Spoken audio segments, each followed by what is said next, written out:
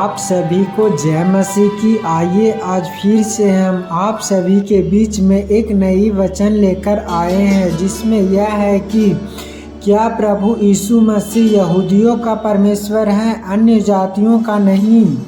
कि यहूदियों का यीशु मसीह यहूदी है। आपने कैसे कह दिया कि यीशु मसीह यहूदी नहीं है और उद्धार जो है वो यहूदियों से है, और आपने कह दिया कि यहूदियों के पीछे क्यों पड़े हो, यीशु मसीह सबका है।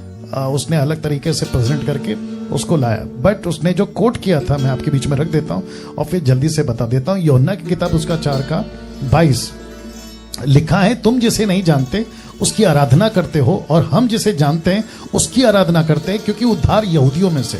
अब ये इतना सा जो लाइन है ना कि उद्धार यहूदियों में से है, इसको पकड़ लिया कैसे? जैसे माता यरूशलेम वालों ने गलतियों 4:26 पकड़ लिया कि ऊपर की माता यरूशलेम है। एक लाइन को उठाकर डॉक्ट्रिन बना देना, एक लाइन को उठाकर सिद्धांत बना देना कोई महामूर्ख ही कर सकता है। तो मैं समझता रोमियो का 2:29। तो बाकी जो बातें हैं, अभी मैंने जैसे कहा ना मत्ती 7:1, एक लाइन को उठाकर फिर पहला यूहन्ना 5:14 का क्या करें, जहां लिखा है उसकी मर्जी से मांगो, तो ऐसे आपको मिलाना पड़ता है। तो रोमियो की किताब उसका 2:29 में पौलुस क्या कहता है, देखो लिखा है, पर यहूदी वही है जो मन में है, खतना वही है जो हृदय का और आत्मा का है, ना कि लेख का। ऐसे की प्रशंसा मनुष्य की ओर से नहीं परंतु परमेश्वर की ओर से होती है। किसकी प्रशंसा? जो अंदर यहूदी है, बाहर नहीं। यहूदी का मतलब क्या है? जहां से यीशु मसीह का कौम निकलेगा, जहां से यीशु मसीह की वंशावली को गिना गया। लेकिन पौलुस उसको कहां कनेक्ट कर रहा है? आत्मा में। उसको कहां कनेक्ट कर रहा है? फिजिकल नहीं।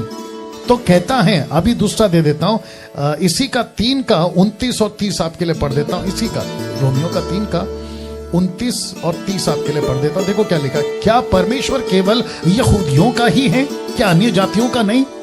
अगर आप ऐसा कहते हो, और वो विचित्र प्राणी अगर वो ऐसे सिखाते हैं कि यीशु मसीह यहूदियों का है और उद्धार यहूदियों में से है, इसलिए यहूदियों को प्रायोरिटी दो, तो भैया फिर सुसमाचार अन्य जाति को क्यों सुना रहे हो?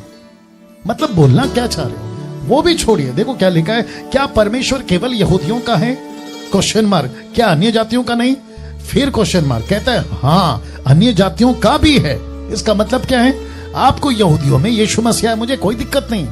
यीशु का जन्म यहूदी कौम में हो गया, मुझे उसका भी कोई दिक्कत नहीं, मैंने कभी उसको मना नहीं किया। वो विचित्र प्राणी ने उसको कैसे इंटरप्रेट किया मुझे नहीं मालूम, ठीक है ना। यीशु मसीह एक जरिया बना मरियम के द्वारा, लेकिन आप उसको उठाकर कहोगे क्योंकि यीशु मसीह मरियम से पैदा हुआ है इसलिए मरियम पहले परमेश्वर है, जो 50% कैथलिक कर रहे हैं। तो क्या वैसा करें? नहीं कर सकते। आपने मरियम को छोड़ दिया, यूसुफ को छोड़ दिया, आपने क्या पकड़ लिया? कौम पकड़ लिया। मत करो, गलत बात है। वचन 30 क्या क्या देखो, क्योंकि एक ही परमेश्वर है जो खतना वालों का विश्वास से और खतना रहितों का भी विश्वास के द्वारा धर्मी ठहराता है। खतना मतलब यहूदी और खतना रहित मतलब अन्य जाति। अब इसी का माफ करें क्या कहते हैं, गलतियों की किताब 3:28 निकाले, पौलुस का एक मार दो टुकड़ा। तो यहूदी के चक्कर में नहीं पड़ना है, ये बताकर मैंने गलतियों 3:28, गलेशियन चैप्टर 3:28 लिखा है, अब ना कोई यहूदी रहा, ना यूनानी, ना कोई दास, ना स्वतंत्र, ना कोई नर, ना कोई नारी, क्योंकि तुम सब मसीह यीशु में एक हो। That's it. तो यहूदी का कॉन्सेप्ट, इजराइल का कॉन्सेप्ट वहीं से उधर। ऑफ कोर्स यीशु वहां से पैदा हुआ है, लेकिन आप यहूदी को बीच में क्यों घुसा रहे हो? यहूदी के कॉन्सेप्ट को बीच में क्यों घुसा रहे हो? मैं भारत का हूं, मैं भारत का रहूंगा। आप पाकिस्तान के हैं, आप पाकिस्तान के रहेंगे। आप अफ्रीका के हैं, आप अफ्रीका के रहेंगे। इजराइल के हैं, मुझे कोई दिक्कत नहीं है, प्रभु उनको आशीष दे, लेकिन घुसाओ मत जबरदस्ती किसी भी यहूदी कॉन्सेप्ट।